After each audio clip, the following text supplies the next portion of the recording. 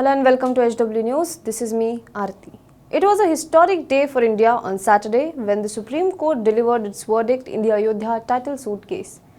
The case was pending in the Supreme Court for almost 9 years since 2011, but it was only in 2019 under CJI Ranjan Gogoi daily hearing began in the case on August 6.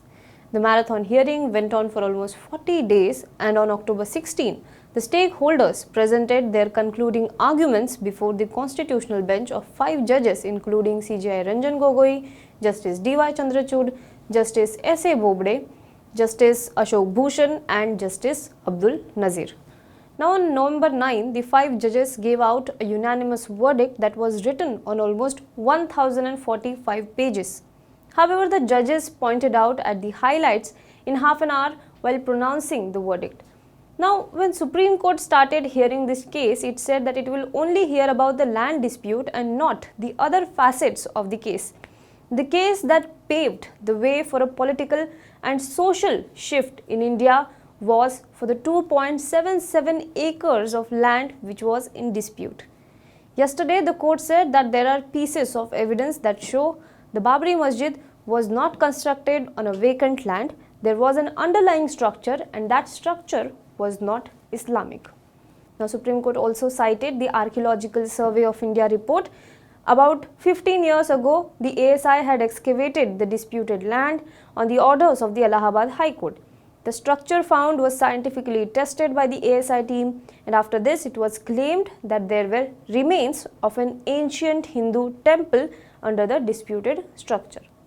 Now, the Hindu side also argued that there were carvings of deities, Hindu religious symbols on stone pillars under the disputed site.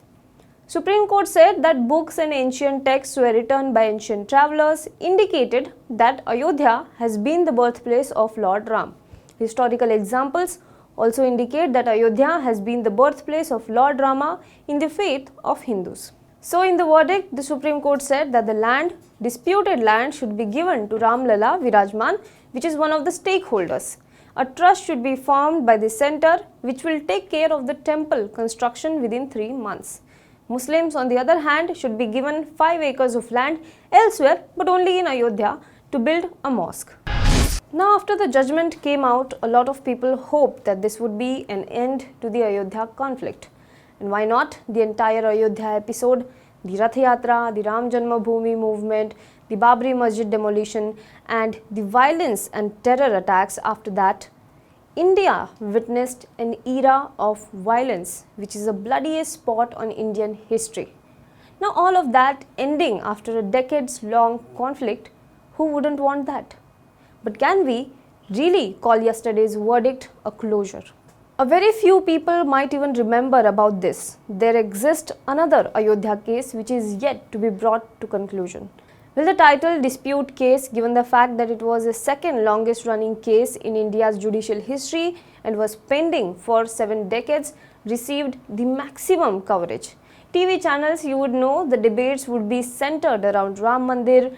Every time the court set a new date for hearing in the title suit, the Ayodhya fervor would be back on TV. Now that the verdict is out, everyone seems to be talking about how the temple would be built, but nobody is really asking when will the other case come to conclusion. But at HW News, we believe it is our responsibility to ask these questions.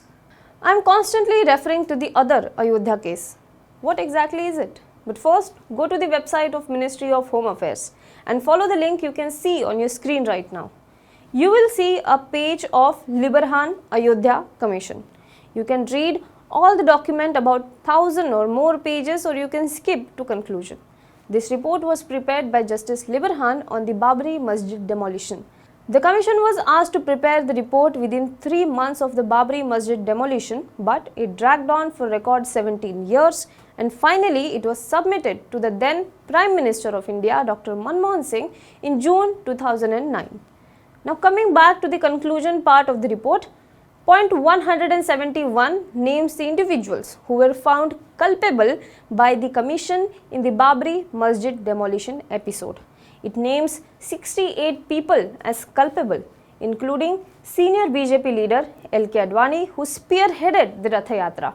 It names Former Prime Minister of India Atal Bihari Vajpayee, Ashok Singhal, Uma Bharati, Kalraj Mishra, who is now the Governor of Rajasthan under Modi government, Lalji Tandon, who is current Governor of Madhya Pradesh, Murli Manohar Joshi, another senior BJP leader, Praveen Togadia, VHP leader, Vinay Katiyar, BJP leader, and Sadhvi Ritambara, etc.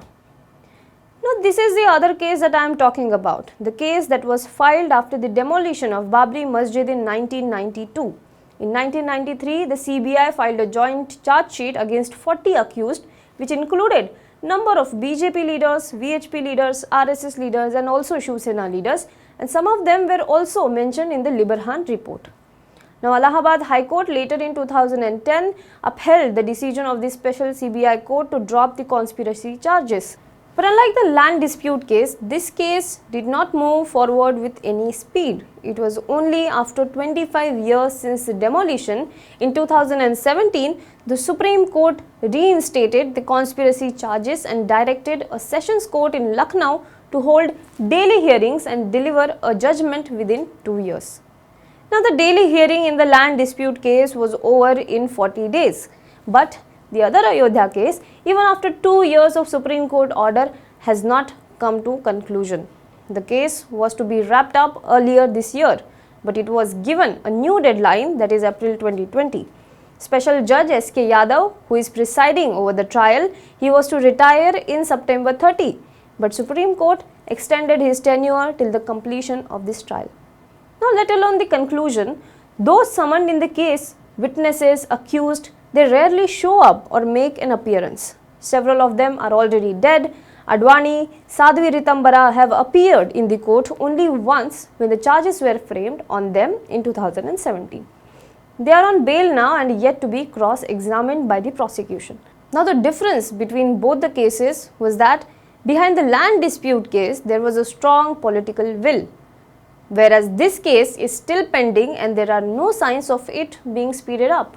There is no political will to bring this case to conclusion. More surprising is, even the Muslim side is not really bothered about this case. There is no two questions that India accepts the verdict of Supreme Court in the land dispute case that was pronounced yesterday. But my question is, isn't it time that we as a secular democratic country should throw our weight behind a speedy trial in the Other Ayodhya case to wipe away, if not to completely wash away, the dark spot on India's secular history?